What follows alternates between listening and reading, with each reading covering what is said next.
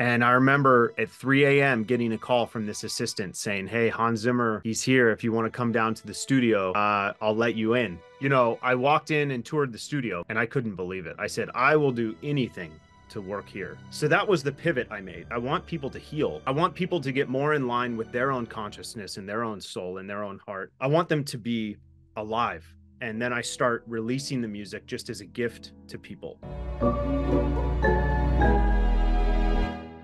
Liebe Freunde, es gibt zahlreiche Informationen, die wir in einer Sprache wahrnehmen können, und die berührt nur unsere linke Gehirnhälfte, und gleichzeitig gibt es Dinge, die uns ziemlich intensiv berühren, und sie haben alle etwas mit unserer rechten Gehirnhälfte zu tun. Ich spreche beispielsweise von Dingen, die in Farben, Emotionen oder Bildern zu uns sprechen. Was auch unsere rechte Gehirnhälfte massiv bewegt und berührt, das ist die Musik. Und stell dir mal vor, wie der Film Titanic aus Hollywood performen würde, wenn die Menschen nur das Skript und die Bilder sehen würden, aber es keine Musik gäbe. Und genau so einen faszinierenden Menschen habe ich heute hier.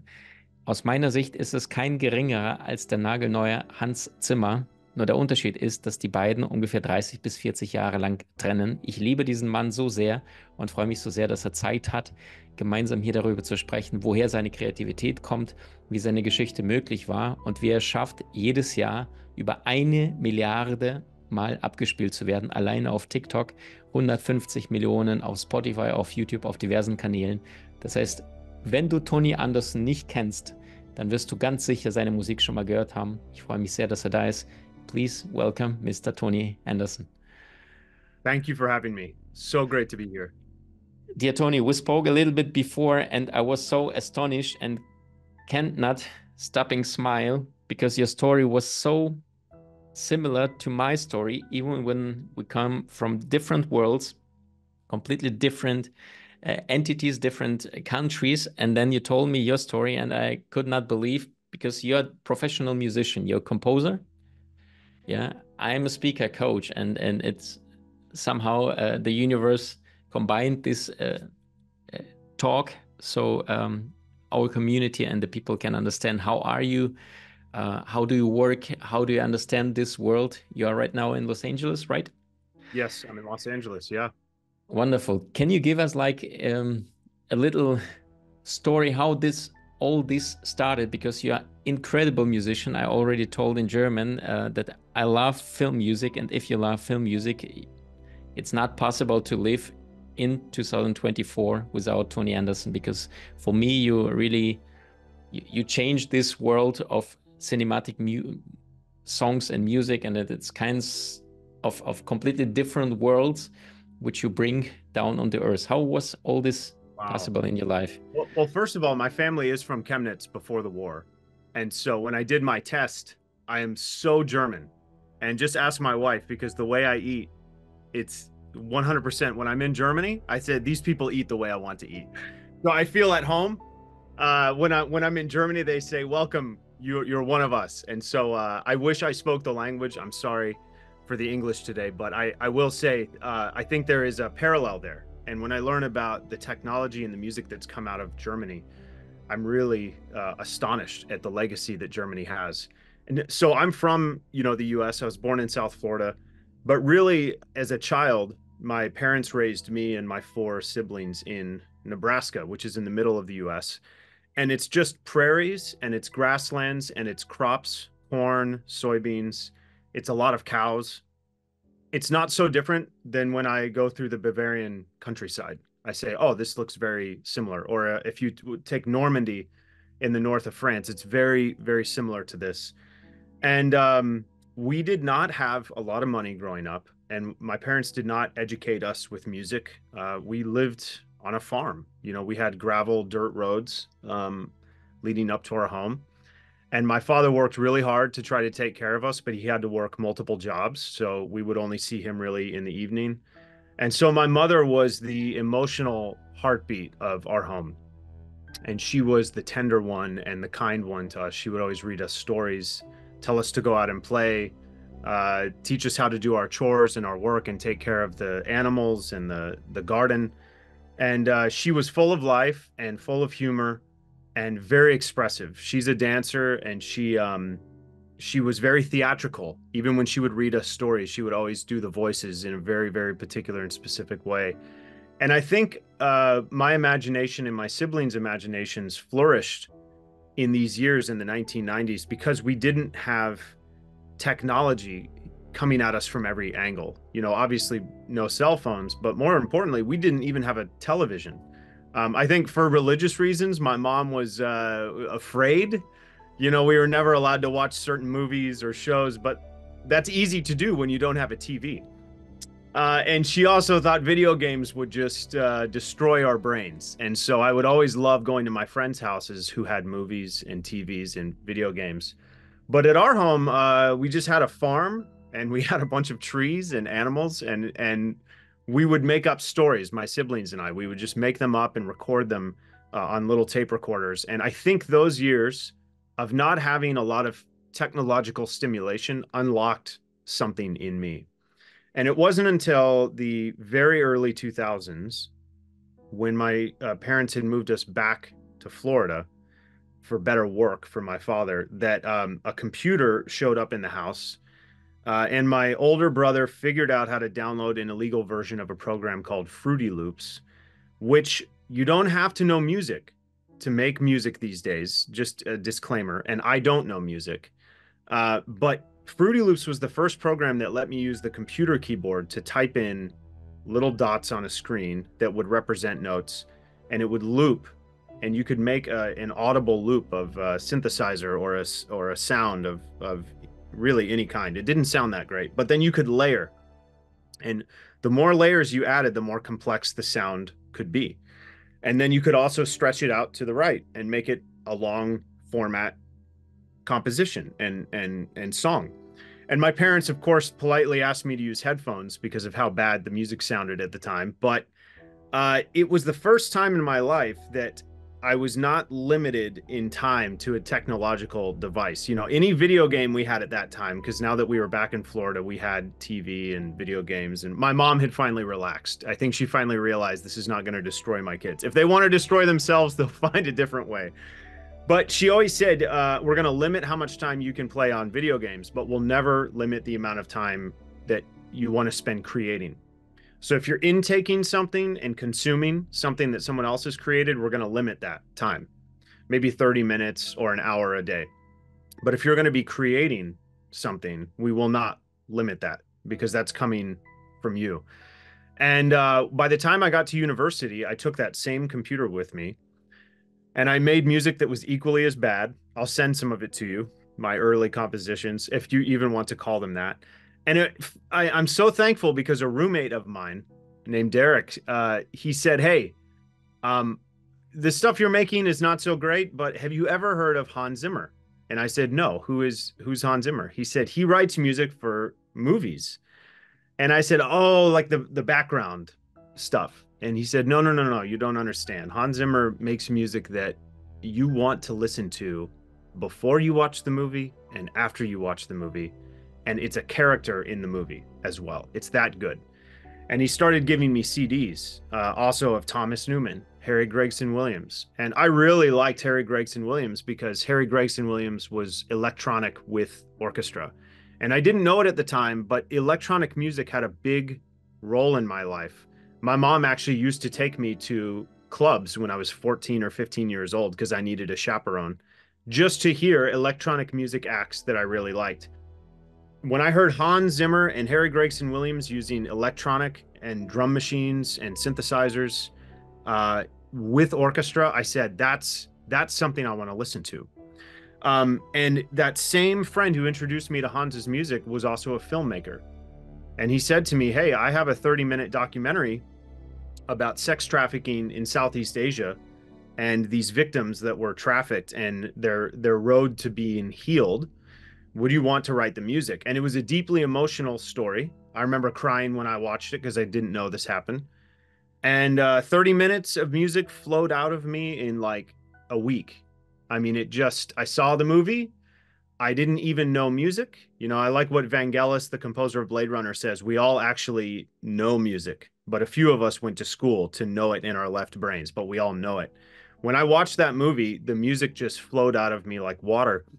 And I realized I don't have to know the notes or the chords or the key, but I have to know the feeling.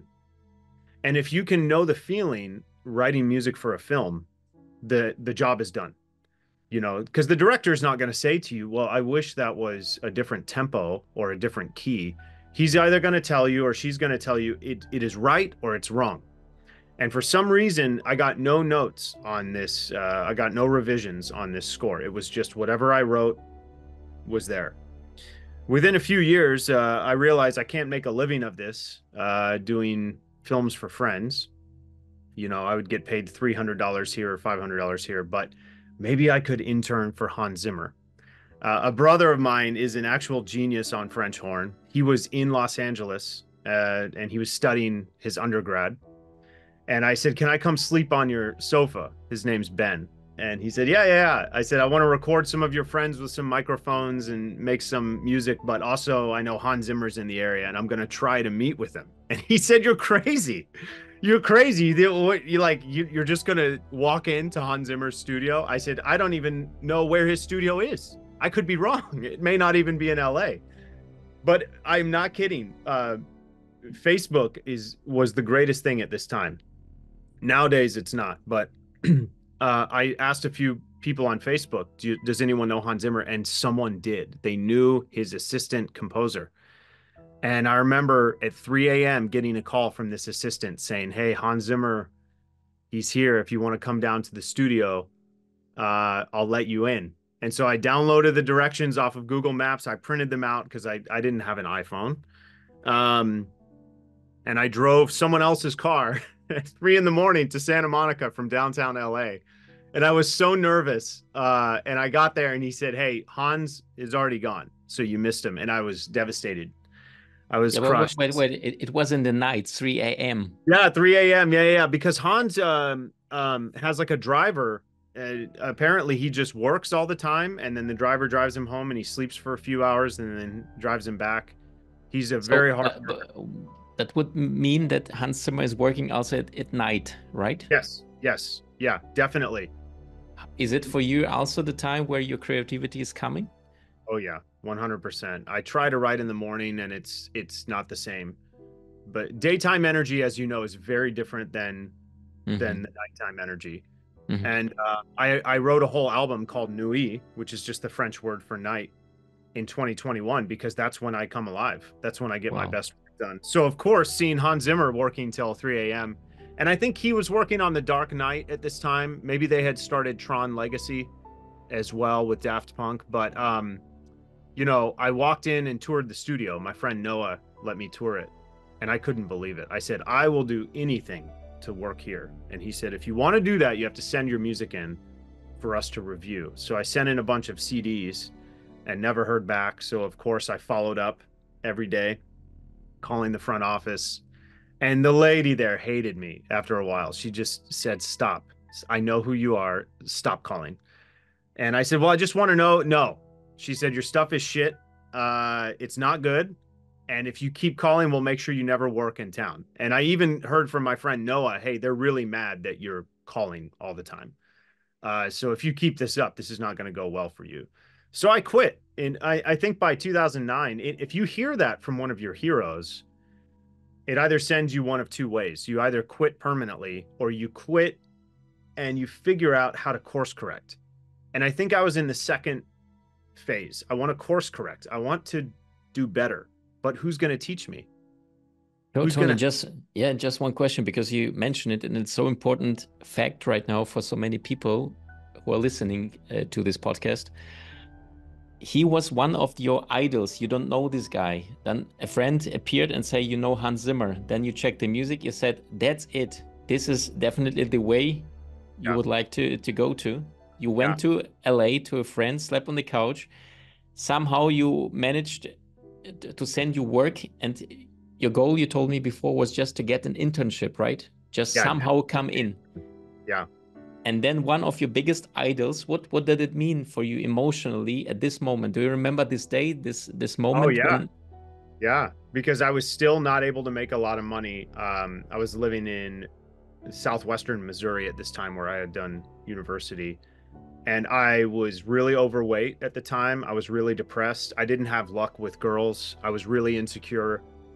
And I was feeling like a failure because I had just finished university. I would have been 22 or 23 years old. And I'm in this small town, just rejected for the one opportunity I thought could take me out and bring me somewhere. And I went into a spiral. I think I became my most physically unhealthy after that. That was my response to it. What would you say to people who has exactly something in this area? Well, not everybody wants to work for Hans Zimmer, but who's suffering right now after a rejection? Maybe a love, which is appeared, or a job, somebody lost something. What would you say somebody who is listening right now who lost something which was quite important for this, or for him, or for she, her? I would say embrace the pain. I had some good mentors who told me to not escape the pain, but to embrace it, and to also learn. So I thought, what could I learn from this rejection? My friend Noah said, the reason your stuff is bad is because it doesn't sound realistic. So if you can have the humility to learn, to correct and receive from someone else, in this case, it was Noah. So I started sending songs to my friend Noah, who had introduced me to Hans's people. And Noah would get very detailed in his emails with what was wrong. And then I would make changes and send back, and he'd say, yes, this is much better. Because he was working for Hans on all the music. So he knew how to make it sound the way that Hans would want it to sound. And so I would say embracing the pain is important, because we have a lot of, in this generation and in the Gen Z and Gen Alpha, this aversion to pain. If you hear the slightest thing that's offensive, oh, it's trauma, but you're triggering me. Well, you can't get very far in your own creative journey if you're offended by pain, or if you're offended by someone else's point of view. Embracing the pain is very important, because for me, I had to realize I am 23. I don't know how to manage money. I was just rejected, and no one is here to bail me out. This is the first moment where I think I officially became an adult male instead of an adolescent. And had I averted the pain through an addiction, or just dissociating, or even through pride, saying, well, I'll teach him, he doesn't know any better. Had I done any of those things, I'd be a very different individual than who I became. And so I'm very grateful that the mentors in my life who are in a different industry came in and saw me and said, hey, physically, you need to get healthier. And then also, maybe you can do something different for a few years so that your love for music can actually be rebirthed, but not attached to your income. So I would also say for people being rejected in their creative industry, it's actually helpful to have a job for a few years where you're not relying on that. I'm sure you get this in the podcasting world. You must in the speaking and podcasting world. How do I do it? How do I do it? There is no roadmap, but not having it be your income can allow you to actually fall in love with it and then find your voice. And this is the one thing in music that I'm always pressing young people on. What is your voice in music? If you send me a demo, I will listen to it. But if I can't hear anything distinct in what you're doing, you're not ready for this to be your living yet, because you're not fully embodying it. I'm not hearing your essence. I'm not hearing your soul. I'm not hearing your presence. If I hear someone else's, we don't need another Hans Zimmer. We don't need another Thomas Newman. There's already one, and out of 7 billion people, one is enough. We need you to be as dialed in and as clear as those people, but you, because there needs to be one of you, and that's enough for 7 billion people on earth to change the world. So I want to hear your voice. I want to know what is specific that only you can do. And embracing the pain allows me to go deep into my own soul and search and go, what am I here for? Right? So after the Hans Zimmer rejection, I thought, I'm here to write music. I want people to heal. I want people to get more in line with their own consciousness and their own soul and their own heart. I want them to be alive. That may not mean I do it for film. It may just mean I do it for my own personal reasons. And then I start releasing the music just as a gift to people. So that was the pivot I made. And if you want to, dig in there, I don't want to just keep talking without thinking. But that was the pivot, and that was the change for me. I thought it may not be in the commercial Hollywood film space, but I'm still going to do this. I just need a few years to think about how I want to do it. Does that make sense? Mm-hmm. Wow. Wow. So how did it work out that on the one way you was rejected by Hans? You said then you gain on weight, yes. You Yeah. still learned from a friend who will still, or maybe not a friend, but somebody you know who was still working. You were still eager to learn, to understand what is not this. You developed even more your own soul. You understand who you are, your character. And then this journey, I don't know which year did it start, that nowadays billions of people are listening to your music worldwide. How this journey happened? There were 3 years between 2009 and 2012 that I wrote only for my own personal reasons. And I would still write music for friends, films that were maybe humanitarian or documentaries. And I would keep all the music for myself, but I would not be able to make a living from it. And I had amassed this catalog of personal music. And I remember in 2012, I put a note on Facebook with a link. And I said to all filmmakers, I used to write music. I'm sort of done. But if any of this music can help your films, use it for free. You don't even have to credit me. Just here it is. It was kind of my way of signing off of music. You know, I tried, but it didn't work. And someone used one of my pieces, a Facebook friend, on a video that went viral on YouTube. And at this time in 2012, if you went viral on YouTube, like news networks would interview you. You know, now it's normal, but my music all of a sudden got out there, but it wasn't on iTunes. So all the comments were, where can I find this? So I thought I better upload something on iTunes. So I contacted the guy who used my song. I said, could you put a link to the iTunes? Here it is. You know, this was before Apple Music and Spotify. The same year, at the end of the year, I was at a conference for the nonprofit I had started. Again, I'm not in music at this point. I had started a nonprofit organization. You know, I'm holding the boom mic, recording sound, and there was a group there that licensed music to filmmakers. So if you were an artist and you had a lot of music, they would talk to the filmmakers, and filmmakers would license music that already existed. And they were the go-between. And I said, oh, well, I used to write music. Here's I sent them a little link. Here's my folder. But by the way, I already gave this away for free on Facebook. They said, well, that's okay. You still own the music. They sent me an agreement the next week, which allowed me to retain ownership of all of my songs. They would just take a fee for licensing. And I'm not kidding when I tell you, I think I was the third or fourth artist that signed with them. They're now the #1 music licensing agency in the US, maybe in the world. They're called MusicBed. And I grew with them. And now they have so many artists. They have the best music for licensing out there.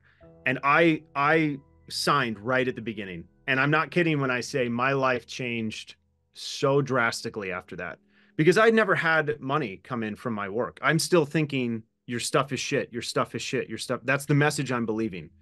But then there's money coming in from the marketplace, which is saying, Tony, we've chosen your song. We've chosen your song. We've chosen your song.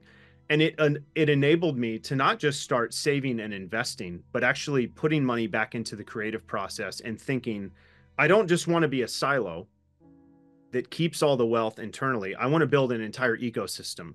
I want to pull in musicians here. And if they contribute something that's meaningful, I'm going to give them part ownership of the song, right? So the gift is equity, that we grow together. And that's what I've done. So I'd say between 2012 and now, licensing just took off like a lightning strike for me. It was very quick. And I realized I have a sound, whether or not I want to admit it, that filmmakers say, I want that in my film. They may not be calling me to write something custom all the time, but when they hear it, they say, I want that. And so, of course, streaming in Spotify, this was a few years later in 2015, streaming started, and then Apple Music, and then I started a YouTube channel. And all of that just grew. And now I don't even have a TikTok account, but I had TikTok reach out to me 2 weeks ago. My friend Jeff Stempek over there reached out, and well, now he's my friend. And he said, hey, I found you on here. I don't know if you're aware, but your stuff it does very well on TikTok. I'd love to talk and meet. And I said, how is that possible? And I looked, and I'm getting a few billion streams or views on TikTok a year. So I don't even have to have a presence in that app. And I don't want to get egotistical about the numbers. I only mention the numbers so that there's a reference point. But what it's showing me is that the internal belief and message I was hearing from Hans Zimmer's team is so totally different to how humanity responds to my work. And the great gift I was given is that I was not able to work for Hans Zimmer. And I know I don't say that as any knock against Hans. I think he was very right that my stuff was not in a good place. But now I get to own my own work, right? So had I worked for Hans Zimmer, he would own everything that I'm working on. And all I would get to do is in an Uber or an airport name drop that I worked on this score, right? Well, I don't need to name drop. I get to own all of my own work. I call myself a time millionaire because I have unlimited time to do whatever I want to do when I wake up. My wife is a chef, so she cooks. I take care of the wine. I take care of the music. I take care of our little hummingbirds outside. This is the life I want to live. And at the same time, my only job now is to come into the studio each day, now that we've relocated to LA in the last few years, and go to that deep place in me that to still find that child that grew up in Nebraska in a way, and to pull from this place and to give as a gift the music that I write to humanity, to say, my work is here so that you can get deeper into what you're doing. So I'm in the service industry, right? Just like maybe a film composer, but different. I am here to serve humanity with my music. I'm not here to be the one on stage. That's for other people. Those are for the performers. And if I ever do come to Germany, I will let you know and we'll plan a lovely concert and I'll provide all the wine. But that's not me. My job is to kind of be more behind the scenes and to create sound that acts as a backdrop for people to get deeper into their experience. So that's been the move. I would say the 2012 Music Bed meeting was the first time that the monetary value showed up, that showed me there's something going on here. But when we fast forward 12 years later today, it's more of an internal rest and peace that I feel, that this has gone on long enough that it's not going to go away overnight. And now I have the freedom in the next season of my life to go even deeper, to find the next chapter of it. Wow. And you're so young, Tony. All the time when we speak with friends, and for sure Hans Zimmer, like a German name, everybody knows this name. I only speak about Tony Anderson and say, you guys, you have to listen to this guy because he is 30, 40 years younger and he just started.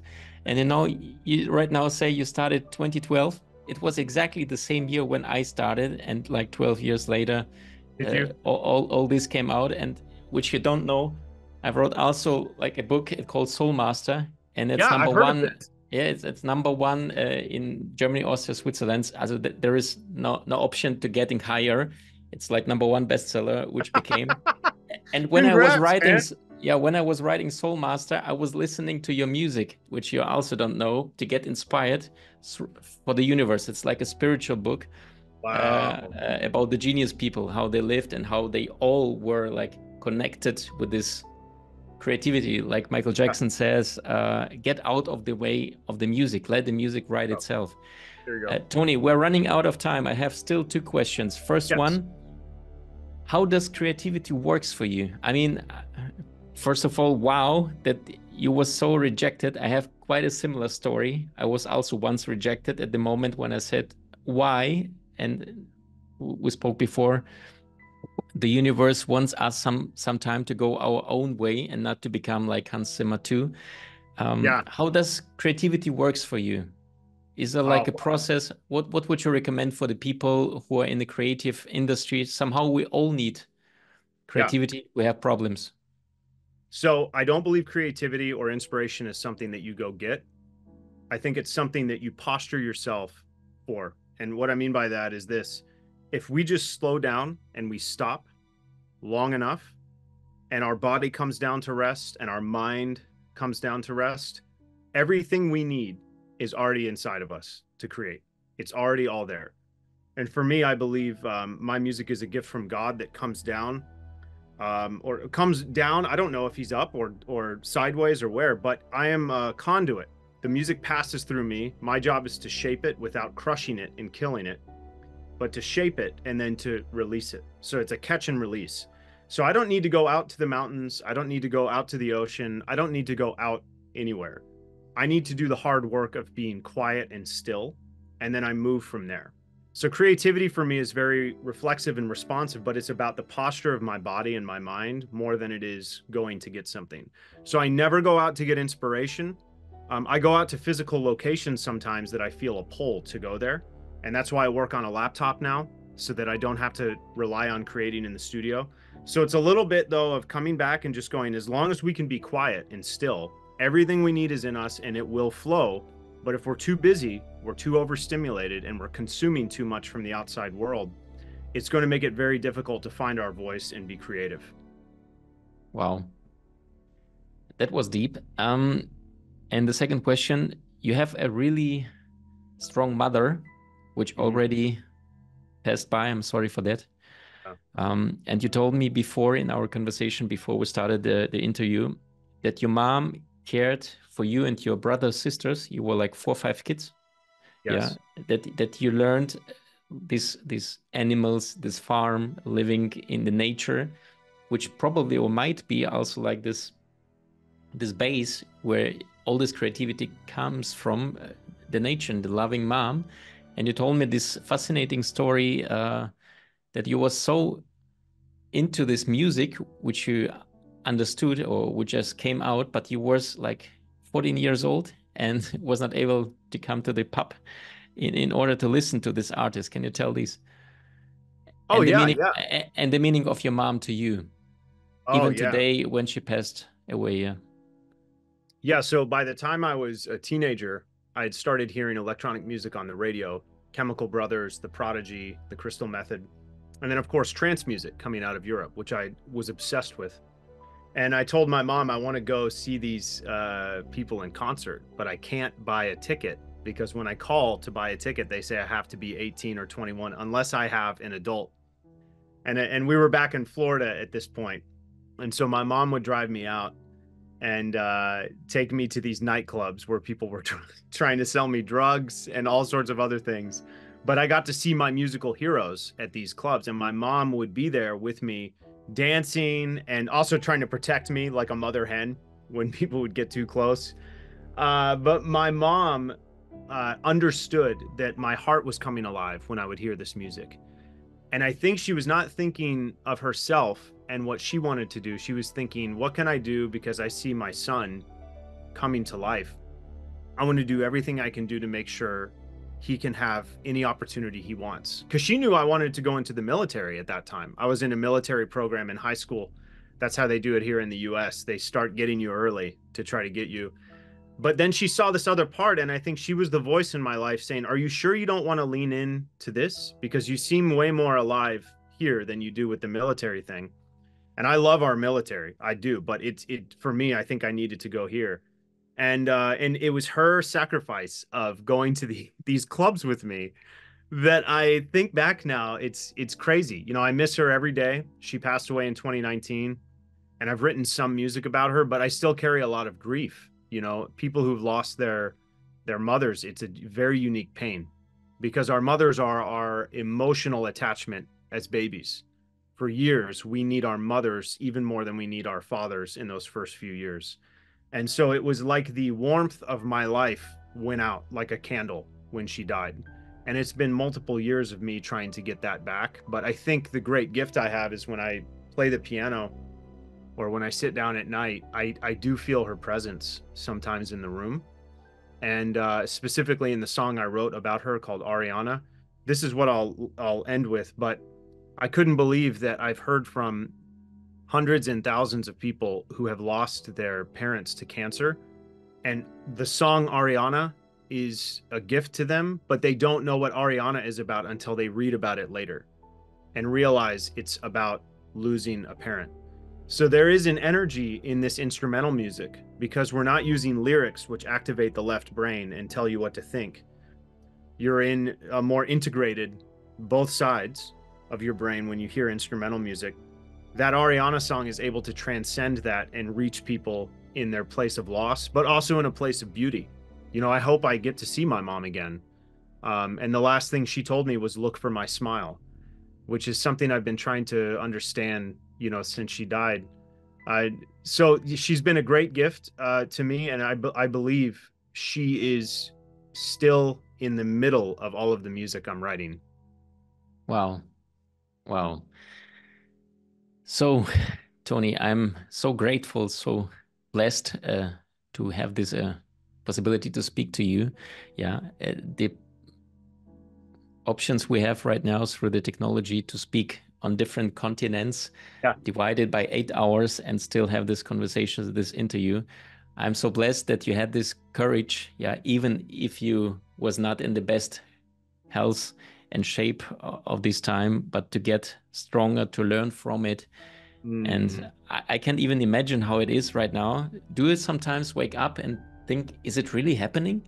Yeah. Do I really reach these millions of people? Well, especially when I meet people who work for Hans Zimmer and they look so exhausted and they work in a dark room with no windows. And I love these people. They're great friends of mine.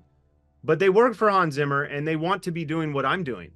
And I think, is this real? Is this dream going to end? And it has not ended. But I do feel that way. I do feel that way. Wow. Tony, I have now like intuition, like inner voice, which is saying, because a lot of people will listen it, hear it, watch it as an interview. Do we have to do a concert for Tony Andersson, guys? So let us know and write just a comment, YouTube, wherever you read it. So we let Tony know, and then we feel... What, I've never done a concert in my life, but if I do one, the first one I do, I promise it will be in Germany. Wow, that sounds great. It will be for my people. You can hold me to that, all right? Okay, got it. Also Freunde, ihr habt's gehört. Für all diejenigen, die sagen, Tony Andersson, ich höre ihn nicht nur bei Instagram, TikTok, YouTube, auf allen Kanälen, Spotify, sondern du willst ihn auch live erleben, und er hat noch nie ein Konzert gegeben. Er hat gerade eben versprochen, dass das erste Konzert wird in Deutschland stattfinden. Das heißt, kommentiere wie verrückt, lass es uns wissen, so dass wir es ihm weitergeben und ihm die Halle füllen, und dann kommt er aus Los Angeles und macht außergewöhnliche Musik. Tony, thank you so much. Thank you for your open heart. Thank you for your genius, creativity, and this braveness to go something. I watched in Instagram, we will link this interview, how you do your music. And then you spoke about like this, the sounds, somebody brought you something for $600, I think from South America, I don't know even. And then I watched how complex it is, even this wind sounds, yeah? And then I told to my friends, yeah, for sure, that's why the guy is so amazing, because he's bringing universe and this music down, you know? That's why the people... You know, there are studies that if we're listening to the bees and we're outside in the park, then we're healing. It's really true, yeah, or the color green. And this is what you're doing. You're healing the consciousness on this planet, and this is an amazing, amazing work. Thank you so much for your time. Wow, I received that. Thank you. Thank you for the time. And also send me your address so I can send you a vinyl record. I just released one, and I want to sign it and send it to you. So send me your address. I would love to. Thank you, Tony. Thank you.